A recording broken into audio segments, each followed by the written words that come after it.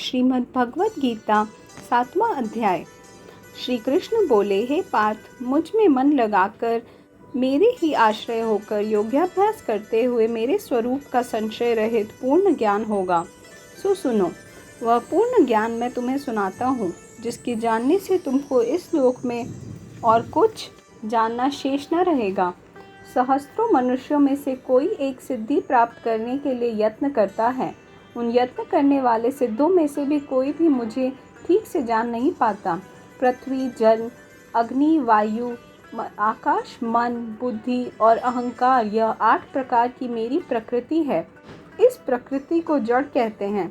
हे महाबाहो, इससे दूसरी प्रकृति चेतन है, जिसने संपूर्ण जगत धारण किया हुआ है। इन्हीं दोनों प्रकृतियों से सब प्राणी मात्र उत्पन्न होते हैं।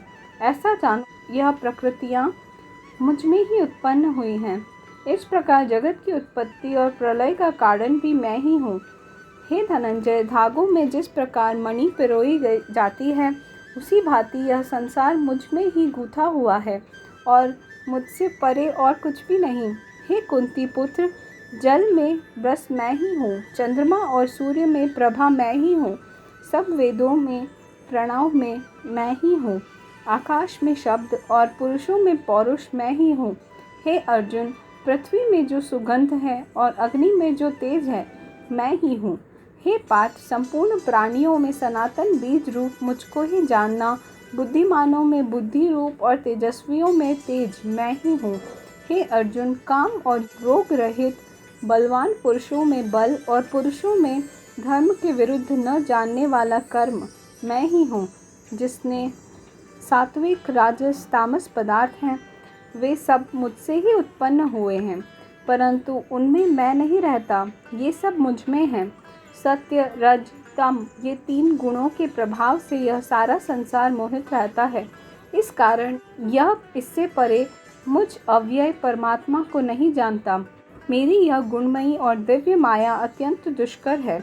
जो मुझको अनन्य भाव से भजते हैं, वे इस माया को पार कर जाते हैं। जो पापी मूढ़ नराधम माया ने जिनका ज्ञान हर लिया है और असुरी भाव ग्रहण किए हुए हैं, मुझको नहीं पा पाते।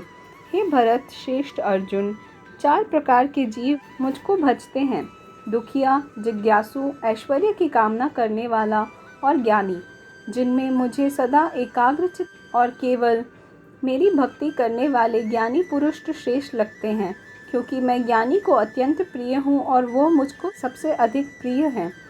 यद्यपि ये सभी भक्त श्रेष्ठ हैं, तथापि ज्ञानी तो मेरा आत्मा है, क्योंकि वह मुझ में ही मन लगाकर मुझको ही सर्वोत्तम गतिमान मेरा ही आश्रय ग्रहण करते हैं। अनेक जन्म के अनंतर ज्ञानी मुझे पा लेते हैं। ऐसा महात्म्य अत्यंत दुर्लभ है, जो सब जगत को वासुदेवमय समझे।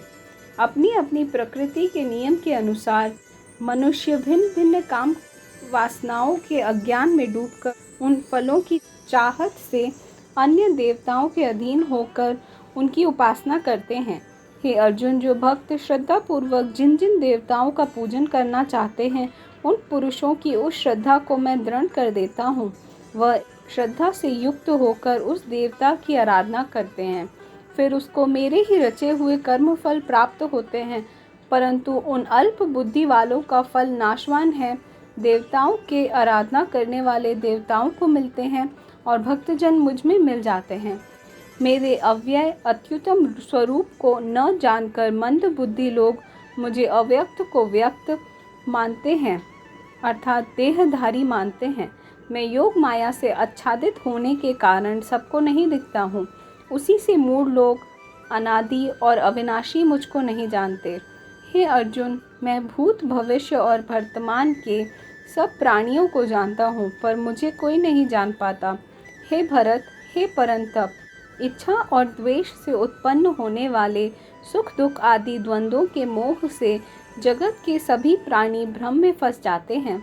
जिन पुण्यात्माओं के पाप नष्ट हो गए हैं, वह पुरुष द्वंद्व के मोह से छूटकर दृढ़ निश्चय करके मेरी भक्ति करते हैं। जो मेरा आश्रय लेके जन्म मरण के दुख दूर करने के अर्थ प्रयत्न करते हैं, वे पुरुष ब्रह्मा आत्मज्ञान और संपूर्ण ज्ञान को जानते हैं और जो अधिभूत, अधिदेव और अधियज्ञ इन सब में व्यापक मुझे जान पाते हैं, वे समादिष्ट पुरुष मरण काल में भी मुझे जानते हैं।